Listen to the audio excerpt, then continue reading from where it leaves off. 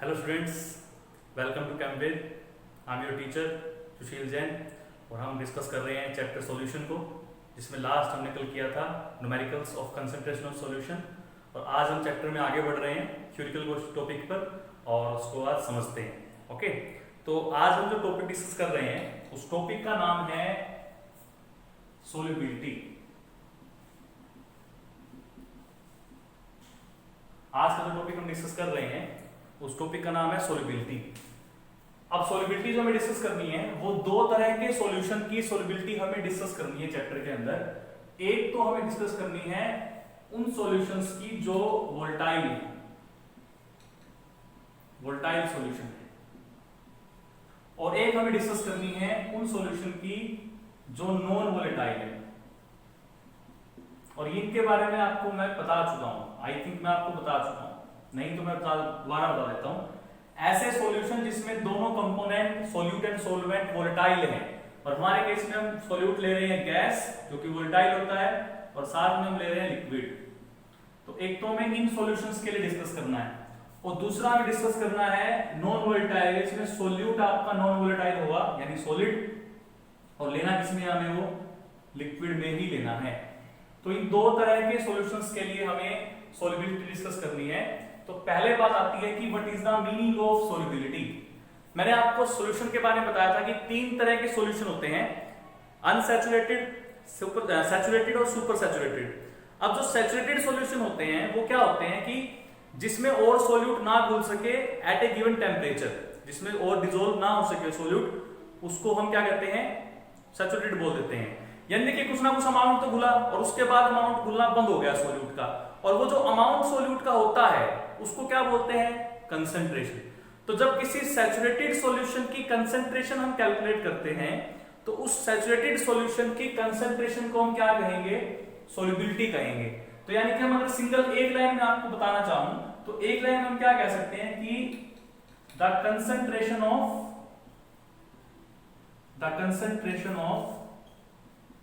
saturated solution is called its solubility। यानी कहने का मतलब ये है कि अगर आप सैचुरेटेड सॉल्यूशन ले रहे हो तो सैचुरेटेड सॉल्यूशन की चाहे आप कंसंट्रेशन निकालिए चाहे उसकी सॉल्युबिलिटी निकालिए, मतलब क्या है, सेम ही है। सैचुरेटेड सॉल्यूशन के लिए कंसंट्रेशन टर्म और सॉल्युबिलिटी टर्म क्या हो जाती हैं, इक्वल हो जाती हैं। तो पहली बात तो हमने ये समझ लिया कि सॉल्युबिलिटी का मतलब क्या है।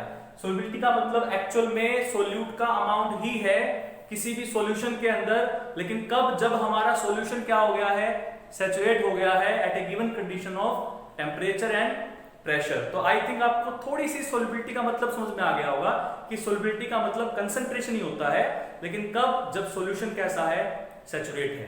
तो हमें दोनों सॉल्यूशंस के लिए सॉल्युबिलिटी को पढ़ना है। पहले हम डिस्कस कर रहे हैं आज नॉन वोलेटाइल सॉल्यूशंस के लिए, यानी जिसमें हमारा सॉल्यूट सॉलिड होगा और सॉल्वेंट हमारा लिक्विड होगा। उसके बाद हम डिस्कस करेंगे वोलेटाइल सॉल्यूशन के लिए। तो चलिए आज स्टार्ट करते हैं सबसे पहले हम नॉन वोलेटाइल के लिए।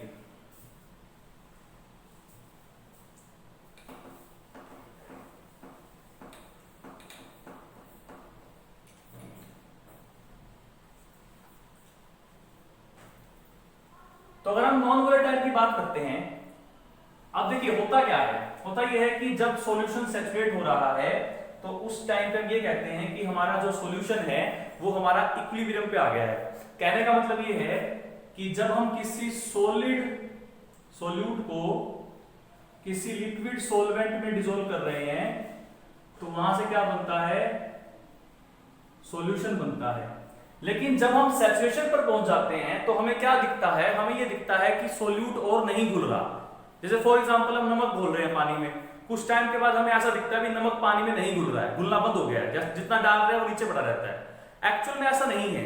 एक्चुअल में क्या है कि जब हम सैचुरेशन पर पहुंच जाएंगे तो जितना नमक अब घुलता है या जिस स्पीड से नमक अब घुलता है उसी स्पीड से वापस नमक के क्रिस्टल बन जाते हैं। यानी सैचुरेशन पर पहुंचकर दो प्रोसेस हो रही है, एक तो घुलना हो रहा है जिसको क्या बोलते हैं, डिसोल्यूशन बोलते हैं। तो जो फॉरवर्ड रिएक्शन है वो क्या है, हमारी डिसोल्यूशन हो रही है। और जो बैकवर्ड हो रही है जिसमें से क्या हो रहा है, सॉलिड सॉल्वेंट से अलग हो रहा है, सेपरेट हो रहा है, उसको क्या बोलते हैं हम, उसको क्रिस्टलाइजेशन बोलते हैं। क्या बोलते हैं? क्रिस्टलाइजेशन। तो इसका मतलब जब हम कहां पहुंच जाएंगे, जब हम सैचुरेशन पर पहुंच जाएंगे तो इक्विलिब्रियम की कंडीशन होगी। और 11th क्लास में हम इक्विलिब्रियम में पढ़ के आए थे कि rate of forward reaction becomes equal to rate of backward reaction. इसका मतलब हम क्या कह सकते हैं कि at saturation rate of dissolution जो होगा आपका, यानी सोल्यूट के घुलने की जो स्पीड है वो इक्वल होगी रेट ऑफ क्रिस्टलाइजेशन के। तो एक बात तो आप ये समझ लीजिए कि जब भी कोई सॉल्यूशन सैचुरेट होता है तो सैचुरेट होने का मतलब ये होता है कि अब जितना सॉलिड घुल रहा है उतना ही सॉलिड आपका वापस उससे निकल भी रहा है। ठीक है, यहां तक हमने कंडीशन समझ ली कि सैचुरेशन क्या होता है या सैचुरेशन के टाइम पर पहुंचकर क्या होता है। अब बात करते हैं सोल्युबिलिटी क्या होती है। देखिए, अब सोल्युबिलिटी का मतलब आपको होता है कि कंसंट्रेशन, अमाउंट ऑफ सोल्यूट, कब तक, जब तक सॉल्यूशन सैचुरेट ना हो जाए। तो कहने का मतलब क्या हुआ कि किसी भी सॉल्यूशन में कितना सोल्यूट हमने घोला है, कब तक, जब तक हमारा सॉल्यूशन सैचुरेट ना हो जाए एट ए गिवन कंडीशन, उसको हम उसकी क्या कहेंगे? सोल्युबिलिटी कहेंगे। क्लियर? लेकिन एक खास बात, सोलवेंट का अमाउंट भी हमें लेना पड़ेगा। तो सोलवेंट का अमाउंट, क्योंकि सोलवेंट हमारा लिक्विड है, तो सोलवेंट का अमाउंट हमें लेना है कम से कम या तो 100 ग्राम, अगर वाटर ले रहे हैं तो वाटर के केस में कह सकते हैं 100 ग्राम, या बाकी के केसेस में क्या कह सकते हैं 100 सेंटीमीटर क्यूब या 100 ml। बट कोशिश आप कीजिएगा ग्राम में रखने की कि 100 ग्राम सोलवेंट के अंदर मैक्सिमम जितना सोल्यूट डिसॉल्व हो सकता है उसे उसकी सोल्युबिलिटी कहेंगे। कब तक? जब तक सॉल्यूशन क्या ना हो जाए? सैचुरेट ना हो जाए। तो मैं यहां से आपकी सोल्युबिलिटी डेफिनेशन लिख देता हूं, जो क्या होती है कि the maximum amount of solute dissolve in 100 gram of solvent to prepare a saturated solution, okay, is called, sorry, at a given condition of temperature and pressure is called, क्या कहेंगे? Its solubility। तो I think आपको solubility की definition समझ में आ गई होगी कि किसी भी सॉल्यूशन को अगर आपको सैचुरेट करना है तो सैचुरेट करने के लिए जितना अमाउंट आप सोल्यूट का डालोगे वो अमाउंट आपका क्या कहलाएगा? वो अमाउंट आपका उसकी सोल्युबिलिटी कहलाएगा। अनसैचुरेटेड के लिए सोल्युबिलिटी नहीं निकाल रहे हैं, सोल्युबिलिटी हमेशा सैचुरेटेड सॉल्यूशन के लिए निकाल रहे हैं। और कंडीशन याद रखिएगा कि सैचुरेटेड होने के लिए होता क्या है कि जिस स्पीड से डिसोल्यूशन हो रहा है सोल्यूट का, उसी स्पीड से वापस सोल्यूट बनना भी लग जाता है। तब हमें ऐसा लगता है कि सोल्यूट घुल नहीं रहा है, लेकिन घुल तो रहा है, रुकता नहीं है वो, बट जितना घुलता है उतना वापस बन भी जाता है। क्लियर? तो आई होप कि आपको सोल्युबिलिटी की डेफिनेशन समझ में आई होगी। अब थोड़ा सा टॉपिक में हम आगे बढ़ते हैं और नेक्स्ट टॉपिक को स्टार्ट करते हैं इसी के अंदर।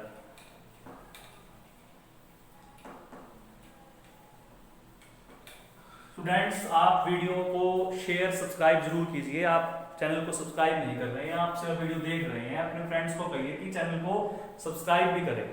इसका फायदा ये होगा कि आपको वीडियोस की नोटिफिकेशन मिलती रहेगी और आप अच्छे से वीडियो देख पाओगे। क्लियर?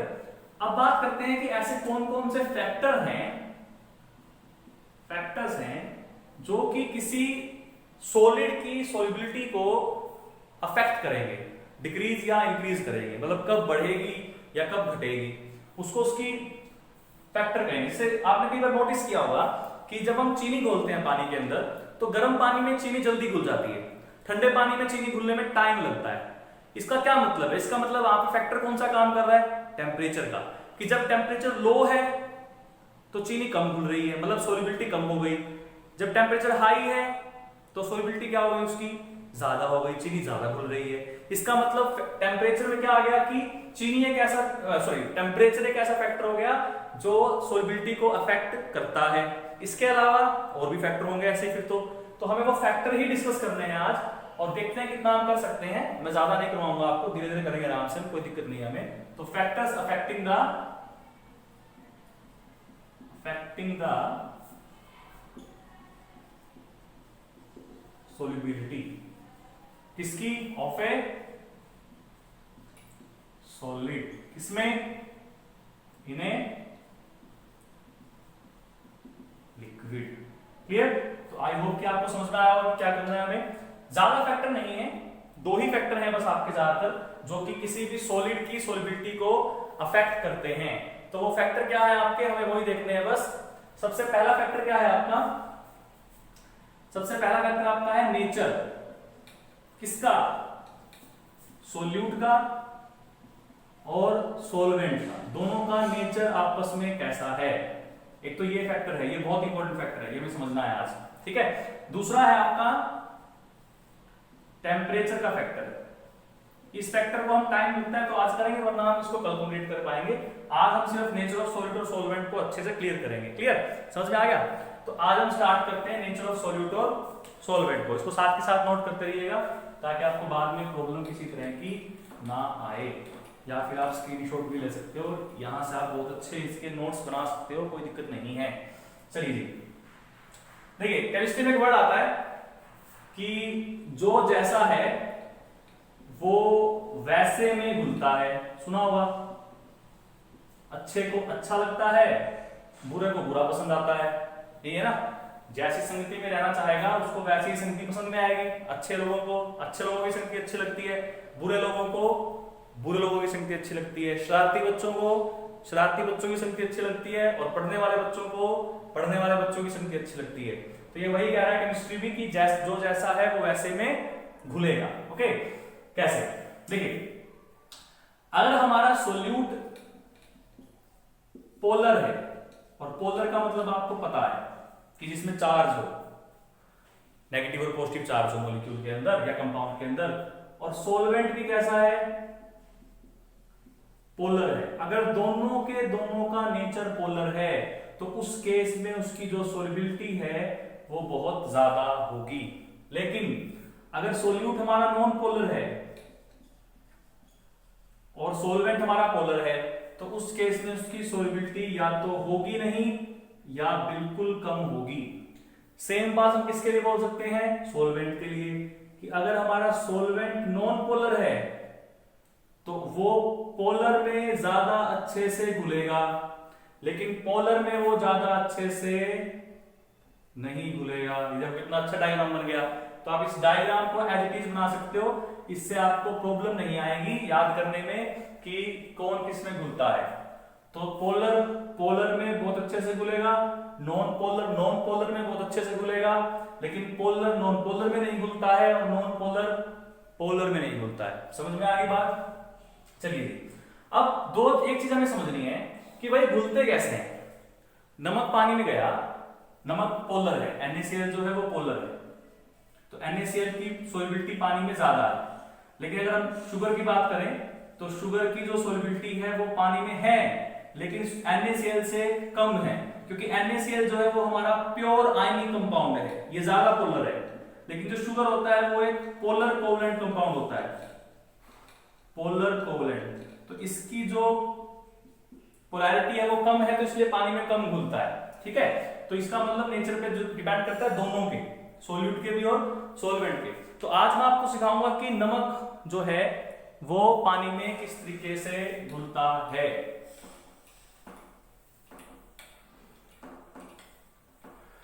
देखिए होता क्या है, होता ये है, हम इसके लिए अलग से मार्कर यूज करते हैं ताकि आपको समझ में आए। देखिए होता ये है कि जब NaCl को पानी में डालते हैं तो NaCl टूटेगा एक तो Na पॉजिटिव में, ठीक है, और एक टूटेगा आपका Cl नेगेटिव में। तो ये दो आयन से टूट गया। तो जैसे ही ये आपका टूटता है, टूटते ही जो पानी के मॉलिक्यूल है, पानी कैसा है, पोलर, तो पोलर है तो ऑक्सीजन पे चार्ज कैसा होगा, नेगेटिव, और हाइड्रोजन पे कैसा होगा, पॉजिटिव। तो इसका नेगेटिव इसके पॉजिटिव अट्रैक्ट रहेगा। ऐसे ही सारे के सारे वाटर मॉलिक्यूल जो हैं वो Na को कवर करने की कोशिश करते हैं। हो गया कवर। जो ये प्रोसेस होती है ना बेटा, किसी भी आयन को अगर सॉल्वेंट के मॉलिक्यूल कवर करते हैं तो उस प्रोसेस को बोल देते हैं सोल्वेशन।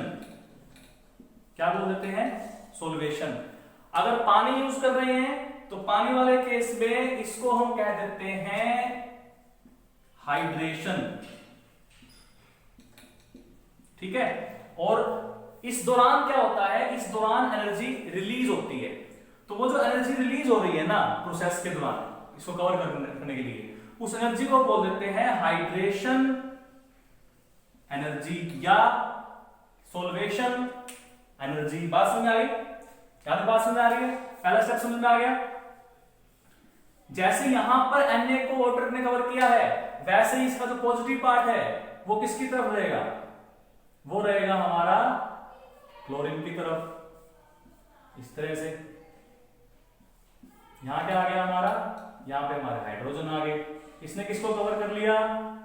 इसने कवर कर लिया क्लोरीन को। तो ये भी क्या हो रही है? सोल्वेशन हो रही है। तो सोल्वेशन के दौरान एनर्जी रिलीज हो रही है। अब मैं क्या करता हूं, मैं नमक डालता रहता हूं, नमक डालता रहता हूं, नमक डालता रहता हूं। तो जितने भी वाटर मॉलिक्यूल्स आपके हैं वो सारे के सारे वाटर मॉलिक्यूल आपके इनको कवर करने में यूज हो जाएंगे। अब मैंने और नमक डाला। अब अगर मैं और नमक डालता हूं तो उसके जो पार्टिकल्स हैं NaCl के, उसको कवर करने के लिए वाटर के मॉलिक्यूल बचेंगे नहीं। या हो सकता है कि ये वाटर मॉलिक्यूल उसकी तरफ भागे, इनको छोड़ जाएं। इनको छोड़ जाएंगे तो ये वापस से क्या हो गए? कंबाइन हो गए। जो नए वाले आए वो तो घुल गए, जो पुराने वाले थे वो क्या हो गए? कंबाइन हो गए। इसका मतलब दोनों चीजें हो रही हैं, नए वाला घुल भी रहा है और पुराने वाला जुड़ भी रहा है। तो इसका मतलब हम कहां पहुंच गए? सैचुरेशन पे पहुंच गए।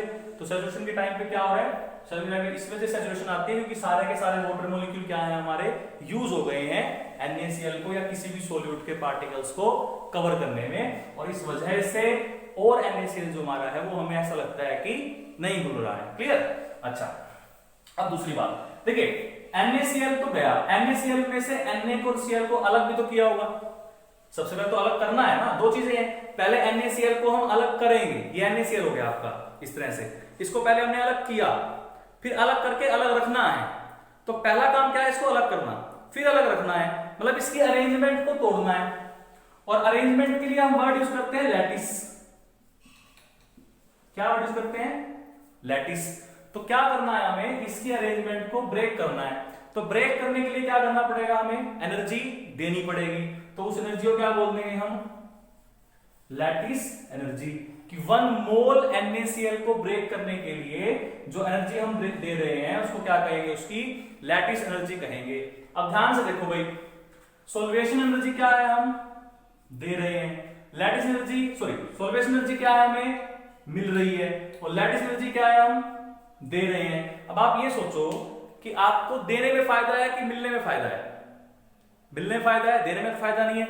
मतलब आप ये सोचोगे कि देनी कम पड़े और मिल ज्यादा जाए, या जितनी हमने दी है हमें उससे ज्यादा मिल जाए, तभी तो प्रॉफिट होगा। तो यहां वही बात हो रही है कि भाई तोड़ तो दिया, तोड़ने के बाद फायदा ये है कि ये घुले रहे। मतलब एनर्जी कौन सी ज्यादा होनी चाहिए? सोल्वेशन एनर्जी ज्यादा होनी चाहिए या हाइड्रेशन एनर्जी ज्यादा होनी चाहिए। तो यहां से कंडीशन क्या आ गई कि सोल्युबिलिटी कब ज्यादा होगी? जब हाइड्रेशन एनर्जी की वैल्यू, हाइड्रेशन एनर्जी की वैल्यू किससे ज्यादा होगी? हाइड्रेशन एनर्जी की वैल्यू ज्यादा किससे होगी? आपकी लैटिस एनर्जी से ज्यादा होगी। इस कंडीशन पर ही कोई भी सोल्यूट आपका सॉल्यूशन में सोल्यूबल होगा। तो आई होप कि आपको ये पॉइंट समझ में आया होगा। यही सबसे पहला इंपॉर्टेंट फैक्टर है।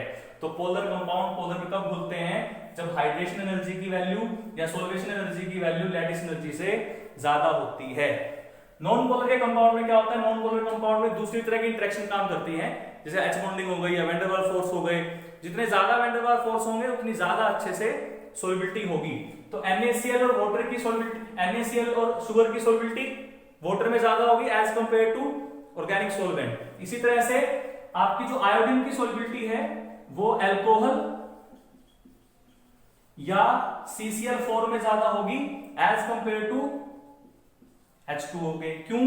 क्योंकि अल्कोहल और CCl4 क्या है? मोस्टली नॉन पोलर में आते हैं, लेकिन वाटर क्या है? पोलर, और I2 भी क्या है, नॉन पोलर। तो ये हमारा आज का पहला फैक्टर हो गया कि किस तरीके से किसी भी सॉल्यूट की सॉल्युबिलिटी जो है वो डिपेंड करती है सॉल्वेंट के नेचर पे और सॉल्यूट के नेचर पे। तो आपका सेकंड फैक्टर है जो हमें कल पढ़ना है बहुत अच्छे से। लेकिन उस टॉपिक को पढ़ने से पहले मैं आपसे कहना चाहूंगा कि आप कोशिश कीजिएगा कि ली चैटलर प्रिंसिपल को आप एक बार कल रिवाइज कीजिएगा अपनी बुक से। अगर आपको ली चैटलर प्रिंसिपल अच्छे से आता है तो आप नेक्स्ट फैक्टर को समझ पाओगे, वरना थोड़ी सी डिफिकल्टी आपको होगी, वो मैं आपको क्लियर कर दूंगा जब मैं आपको प्रिंसिपल बताऊंगा। तो मेरे भरोसे मत रहिए कि सर बताएं तो कहीं हम क्या करते हैं, नहीं, पहले आप खुद पढ़िएगा एक बारी, ना समझ में आएगा तो जब मैं समझाऊंगा तो जल्दी समझ में आएगा। क्लियर?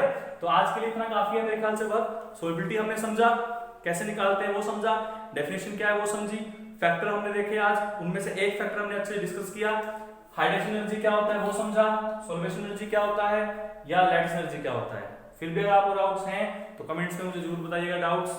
चैनल को सब्सक्राइब कीजिए, बहुत जरूरी है, लाइक कीजिएगा, और बाकी हम करते हैं कल के वीडियो में नेक्स्ट फैक्टर। आई होप कि आपको आज का टॉपिक समझ में आया होगा। Thank you very much.